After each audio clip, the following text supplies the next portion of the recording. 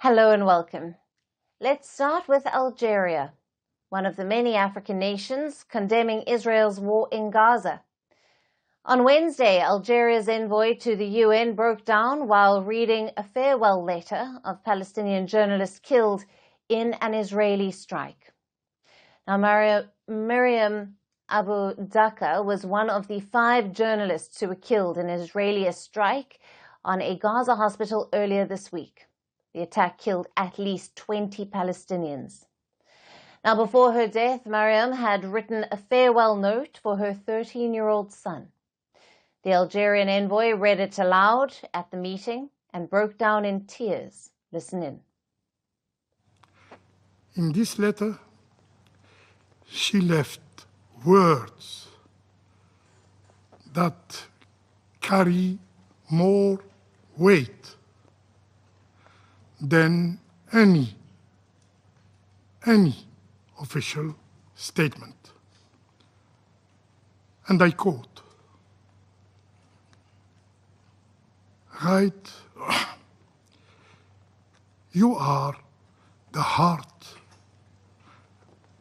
and soul of your mother.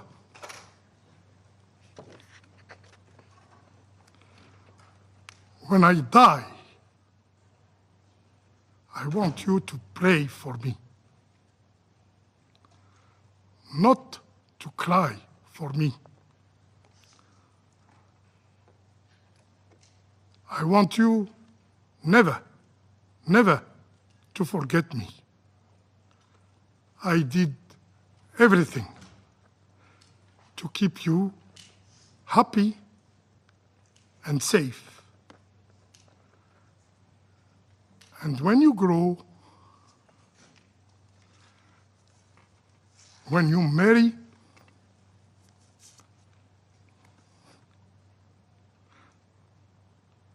and when you have a daughter,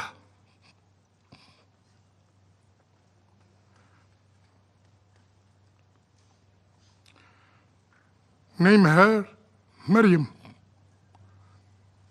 after me.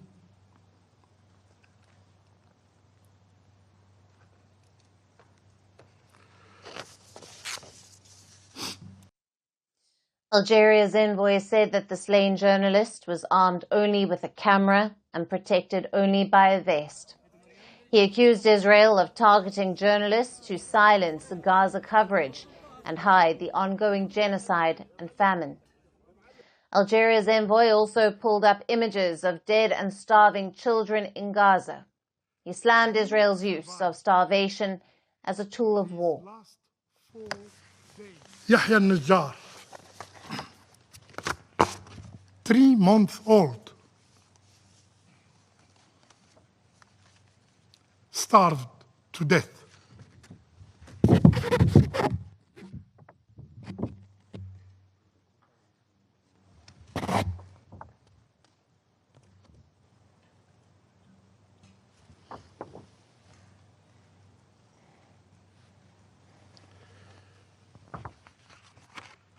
His mother, words cut deeper than any statistic.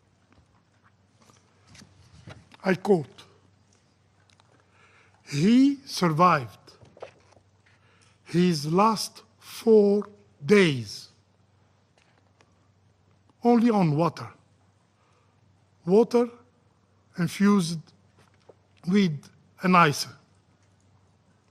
because no milk, no baby formula was available."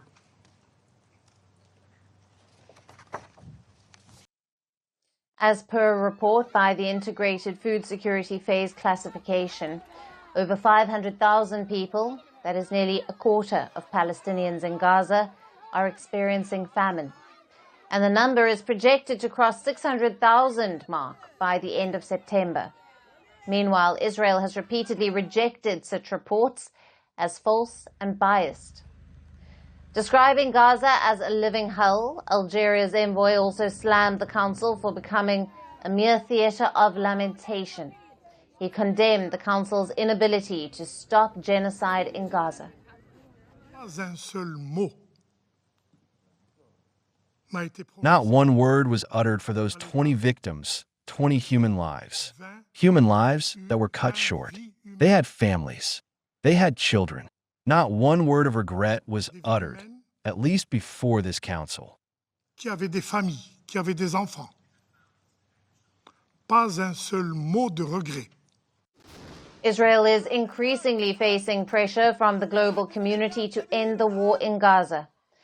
Last November, the International Criminal Court issued arrest warrants for Israeli Prime Minister Benjamin Netanyahu and his former Defense Minister Yoav Gallant for war crimes and crimes against humanity in Gaza.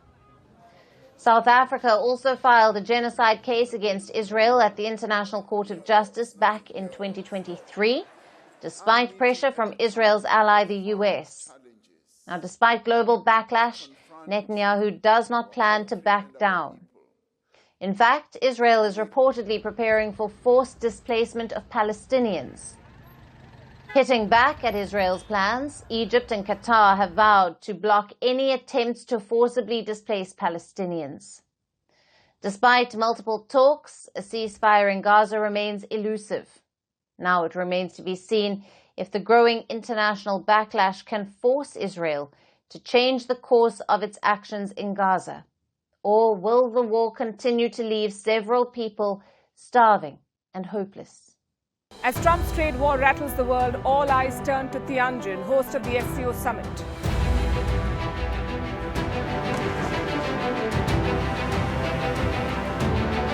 Prime Minister Modi makes his first visit to China in 7 years. India's policy of multi-alignment faces its biggest test. Will the outreach to China open the door to a new partnership? And will talks with Russia add weight to India's stance against trade wars and tariffs? Catch Vantage live from Tianjin.